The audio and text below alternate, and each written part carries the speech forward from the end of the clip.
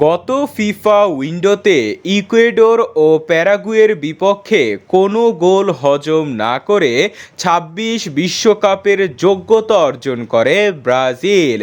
নিজেদের শেষ দুই বাছাই পর্বের ম্যাচ খেলতে সেপ্টেম্বরে আবারও মাঠে নামতে চলেছে সেলেসাওরা, যেখানে প্রথম ম্যাচে চিলি ও দ্বিতীয় ম্যাচে বলিভিয়ার বিপক্ষে মাঠে নামবে আনচেলত্তির দল। চিলি ব্রাজিলের জন্য একটি সহজ প্রতিপক্ষ।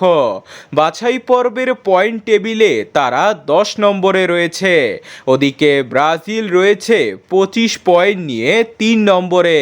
দুই দলের হেড টু হেডে সর্বশেষ 5 ম্যাচে 5টি ম্যাচই জিতেছে ব্রাজিল ও চিলির মধ্যকার এই ম্যাচটি শুরু হবে সেপ্টেম্বরের 5 তারিখ ভোর 6টা 30 মিনিটে। অন্যদিকে বলিভিয়াও দুর্বল প্রতিপক্ষ। তাদের সাথে হেড টু হেডে সর্বশেষ 5 ম্যাচে 4টি ম্যাচ জিতেছে ব্রাজিল ও একটি ড্র হয়েছে। বলিভিয়ার বিপক্ষে ব্রাজিল ম্যাচটি খেলবে সেপ্টেম্বরের 10 তারিখ ভোর 5টা 30 মিনিটে।